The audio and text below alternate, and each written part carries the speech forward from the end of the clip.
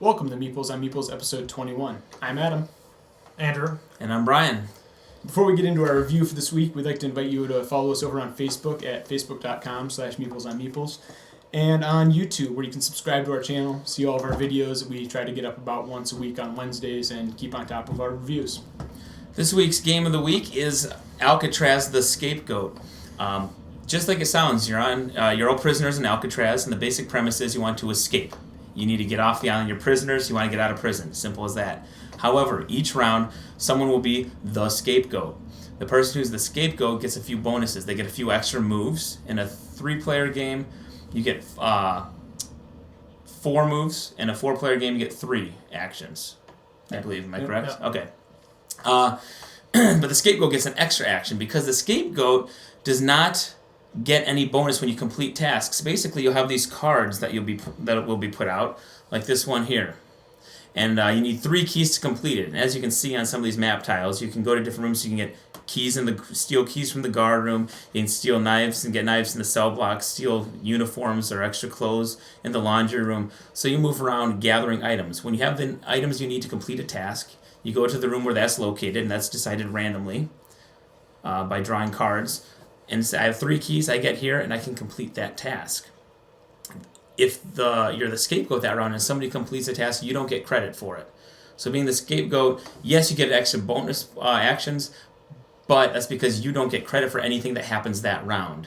You're kind of left out. Everybody's basically screwing you over. And when you collect them, you get, let's say the person that completes it gets this D card. Well, everybody else doesn't get D. They can get whatever is drawn out of the deck randomly. The next card, everybody else who's not the scapegoat again gets no credit this round, would draw the next card, and it is a letter E. Now, those letters are located up here on the player board, and you need to complete A, B, C, D, E, F, all 6 parts of the plan in order to escape from Alcatraz. Now, I don't need to complete all 6 parts. We're working together. It's a co-op game, sort of, except for when you're the scapegoat getting screwed over.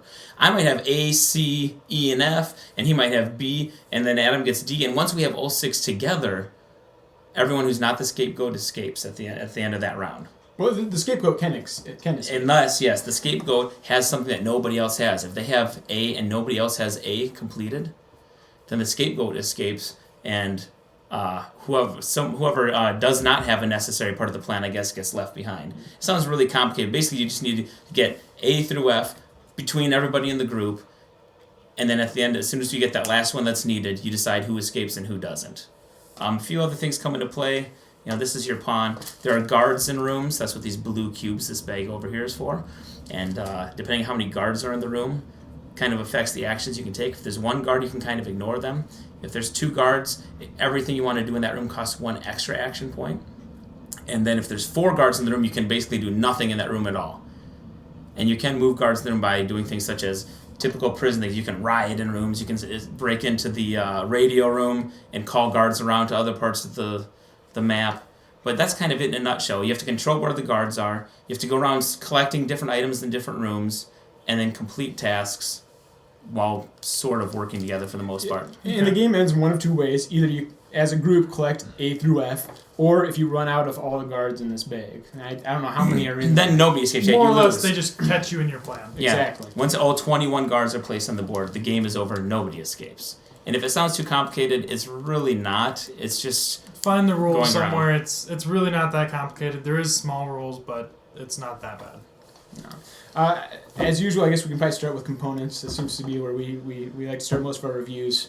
Components on this game, I think, are pretty good. Anybody have any strong feelings one way or another on them? A few of the things, and you said it's what, under $30? You can get it under $30 online. So, I mean, really, for under $30, the cardboard pieces are double-sided because there's 2 versions of the game. They're thick. Small things like the little wooden tokens could have been a little bit nicer, or you could have had like a little prison-looking character guy. A dowel. Yeah, a dowel. Chunk of wood. If you lose these, just go to your hardware store and paint a new one. Yeah, cut off a new one, you're good. That's why it's really cheap. I do like, as far as the cards you said, they're good quality, but they also have a really good art style, I think. I mean, It's not like they hired like the cheapest artist they could find to just throw something together. It's just, it's fairly well done. It's painted, but it almost makes you feel like it's of period. Like you would be at Alcatraz. It's not really printed and it's not super clean. It's not real bright colors. It's got kind of the drab looks older, like you said. Right. I agree with all that. Little disappointed in the fact that the pieces don't interlock or whatever. I mean, I appreciate the fact that you randomly lay out the prison. It's always a 4x3 grid like this. So I appreciate the fact that it's always random. You always have a different prison.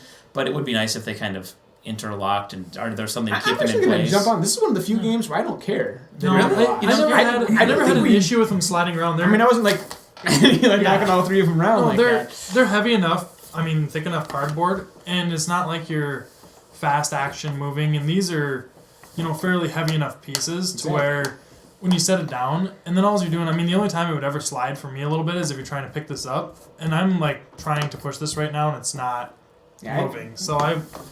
It's think one of the few games issue. where I guess I don't care. I don't think we had too much of an issue with it. No. Cards are pretty basic. They're somewhat cheap quality. Yeah, they're okay. Too fancy. But they don't bend real easy or anything. But you're not shuffling. You don't use the cards a lot either, though. I mean, there's a fair amount of cards there. You use the room cards a lot because there's one card for every room. So every time you draw, okay, where's the guard go at the end of this round? Because you place a new guard at the end of each round. But I mean, then you shuffle them together. And the next round, where's this? And you what shuffle he's saying them. is that you're not handling the cards. Yeah, I mean, you handle them for 5 seconds. You're not holding the card like this for 2 minutes looking at it. Because all the cards, basically, except for the Scapegoat cards that you can play secretly, you don't ever hold in your hand. It's like 2 seconds to the end of the round. Okay, room 2. Which is okay. And if they're a little bit cheaper, then they save money and still made it a very fun game. I didn't even realize there was round summary cards. There's only one. That's why I made the 4 cheat sheets for everybody. Gotcha. The player board. Adam and I have said this before. We're suckers for a nice player board. Everybody has their individual player board. Just to keep track of this. You can get extra action stamina by eating in the mess hall.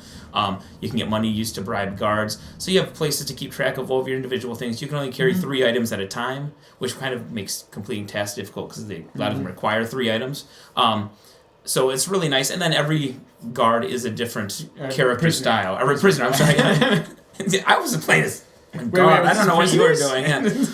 Every prisoner does look unique and different. So again, another thing quality's good. It's there. Is they give you there's little tiny wood squares to actually keep track of these little things. Yep. And then it's and they're nice and good colored, and you can clearly tell when you're looking around the table going, okay, I need this person to complete this. I need this person to complete this. To where you can see what's going on the board versus if you had little cardboard pieces sitting there. That is a nice aspect. Yeah, the 3D, the fact that they actually raise up and you can see them across the table. I agree. How about strategies on this game? I think this game is I want to jump in right strategy. I want to jump in. When you are the scapegoat, you do not want people to complete tasks because they're all going to get credit and have something needed to complete the plan at the end. So sometimes it pays to vote yourself the scapegoat. Sometimes you get screwed and the people at the table make you the scapegoat 5 rounds in a row. I'm not going to point any fingers, but some people were at that particular game. And when you're the scapegoat, you can steal items from them that they need. You can make them think they're going to complete tasks. Like, I have everything I need, and I'm in the right room, and there's no guards there. And you can play a card that calls all of the guards into that room. This last game, 2 rounds in a row, I was the scapegoat. So one of the cards I got, for instance, was they were planning to get these two plans. Like, they each had stuff. One was going to get one, the other one was going to get the other. Because, by the way, table talk is encouraged. Everything, and in fact, when you vote, it has to be done openly. You can't plot secretly. So I knew exactly what they were going for. So my first card was lock one room. Yeah, you couldn't do anything with it. So I threw it on the room that had one of their plans in it. So it just threw everything off of them. They couldn't complete it. Threw off both plans. The next time they're going for it, I drew a card, and it's just kind of the luck of the draw. It was remove any plan from the table and replace it with another one. So they were all planned to have 3 keys, for instance. I pulled that one off, threw something out that had 3 knives. They had no knives whatsoever. They had no way of completing the plan. That's beautiful. I love the game. When I was the scapegoat 5 rounds in a row, I think they effectively completed nothing. It's blocked really them. I mean, when you are the scapegoat, but in this last game that we played here, I purposely made myself a scapegoat to screw them but help myself. So it goes both ways. You can do it on purpose to help yourself because I went over and I got a bunch of stuff that they needed. So I basically assured that I was going to get the last letter we needed to escape. And you have that extra action. So you can steal something from them and then run two rooms away and be like, nah, nah, nah, and then they have to come back and get it from you. And there are certain situations, I think, where everybody's going to agree who's going to be the scapegoat. I mean, there's certain situations where it is to everyone's benefit if I'm the scapegoat, and I even am going to realize that, so I'll vote myself. And so it's not necessarily always a bad thing. It's tricky because in the beginning of the game, you're like, I don't care, I'll be the scapegoat, you know, because you're not too concerned because everybody's not advancing. But once it gets down to 2 or 3 guards left, you're going, all right. And then I can imagine it would be in real prison. Anybody that's ever been in prison that knows about this, write us. We'd love to hear about it. Yeah, and planned prison escapes. Yeah, of course. If you successfully escape from Alcatraz, that would be ideal. But Yeah, well, or if you watch we're too much shooting Prison at it. Break, you know, if it just works. But I actually kind of like being the scapegoat, even though you're furious. That like 3rd or 4th time in a row that people vote you, you're like, are you kidding me? I have enough to complete this task. Why are you doing this to me? It would be better if you knew that every time in a row you're voted scapegoat, you get extra action points, which Yes. we didn't know this game. Sometimes you forget. There's a lot of rules. You forget rules sometimes. There is quite a bit of rules, and I mean that's and they're one not of the best written. This is I believe this game is European. I don't remember what country it's from. I want to say French. What are you saying about the French? But no, I'm just saying that the translation isn't perfect. So the No, rules it's are. But That anyway, happens Is a lot that a with French board flag games, on the side there? yeah. And that happens a lot with a lot of the board games come from Europe. The translation doesn't work perfectly. So the rule. There's a lot of rules, but let's stick with strategy. Focus, people. Focus. The worst ones for translation is if it comes from England to America. No. Taking people. Son, we speak American here. No. Okay. But there's a lot of strategy, a lot of table talk. It is nice that they make clear that table talk has to be open. Mm-hmm. That way, if You know you're gonna get screwed. and see you it coming. can kind of plan ahead, like I did. I knew I was going to have to get over and get myself some scapegoat cards, and hope to God I can foil the plans they had. Right. And then that's half the trick too. Is if you know you are going to be the scapegoat, you have to start formulating in your head, how am I going to do this to benefit me so that I don't get left behind? Exactly. Other strategies. That's pretty much it. You know, actually, what this reminds me a lot of, like, it just I don't know why it took so long for the light bulb to ding here, but Survivor. You are forming alliances, and you know that in the end, you got to backstab them at some point. You know that the alliance is short-lived. The TV show Survivor. Oh, I've never watched that either. I watched the first season, however many seasons. I don't know, is that still on? But Yeah, it is. but they're always talking like, oh, I formed an alliance with this person. Oh, Survivor. The island. Like the first competition reality show. No, I'm thinking about that show Lost. Oh, okay. Yeah. So this makes we're so off topic. No, you're right on. That's what. This is just like Lost. But that's kind of fun. Is Andrew and I had this strong alliance against Adam tonight, knowing though that there's a good chance that we may need to backstab each other and bring Adam into the plan at some point. And you just know it's part of the game. Yeah. You get mad when it happens, but it's pretty cool. So. And that's the one thing on. Maybe I'm getting some likes and dislikes here. I don't think it's an ideal. You can play it with 3 players. We did tonight. It's Right. 3 or 4 player. I don't think it's limited. ideal at 3 players. I think really 4 makes it better because you're going to end up in a situation like this where one person's probably going to get left Little out. one-sided, yeah. With 4 players, I wasn't there, but I understand it was much more kind of up in the air to the end of, okay, who are we going to bring into this? And It wasn't really. We were just going for the one guy that kept giving. Okay. But I escaped. I screwed you guys over so bad. I still ended up escaping. Here's the deal. Boom. Somebody that will stay unnamed specifically was gunning for Brian, and it was not me. It was one of the 2 that's not here. Well, okay, so there was 2 people at the table that were. They were too. It was Either way, me. they were really gunning for him, and there was a few times like I voted for myself because I'm like, this is getting a little one-sided and unfair to where you want someone to lose so bad, and it's a little tricky that way. What I'm saying though is I think the 3-player game was still fun tonight, but Yeah, a It's dislike kind of is the maximum people can play is 4. The lowest number is 3. It's really a 4-player game. Yeah, Period. It's just pretty it's much. 4-player. Yeah, I think that it that's could a dislike. be like if you could get it up to maybe 6 and maybe an extra row of tiles or something, more guards. like an tiles. expansion for it. There's an expansion. I don't think it's been released in America yet. I'm not positive on that. Okay. That I think might bring it up to 5. But I want to say for some reason I read somewhere that they're like the guards. I don't know how it works. I don't know. Anyway, but I'd like a 5-player expansion. My other dislike, I'm throwing out dislikes here, is the rules a little bit. I've mentioned past episodes, I like rules to be very clear. There's some points where the rules are so basically worded that they don't really tell you what they mean. There's some interpretation. Yeah, it's like it's like one sentence and you're like, well, that doesn't really help me. I mean, I kind of have an idea what I need to do, but what happens in this situation where that doesn't completely control. So The rules, like we've already said, little unclear at times. So that'd be another dislike for me. Just like real prison. I only have. There's a lot of dislikes in real prison. There's a lot of little clear. It's all kind of muddy. I have one more dislike, and then Andrew, you can always jump in too. But this will play better with certain groups. Like I said, that first game we played where it was. At one point, I had everything I needed to complete the task. Groups that know the rules? Yeah. I was in the room I needed to complete the task. I had everything I needed, and they kept voting me the scapegoat. I'm like, you guys, we need this letter. I'm in place. Why are you doing this to me? And they just kept voting and screwing me over, so I just kept stealing stuff and screwing them back, and it ground the game to a halt. It really did for about 5 rounds. For like 5 rounds, nothing got accomplished, and I was just getting... It got to the point where, like, okay, it's not funny or cute anymore. So you really got to play with people who aren't going to be spiteful just to be spiteful, and people who aren't going to take things too hard if they get voted 5 times in a row. Mm-hmm. So... But if you knew him, he does deserve it at times. Yeah, I may have had it coming, but I still won.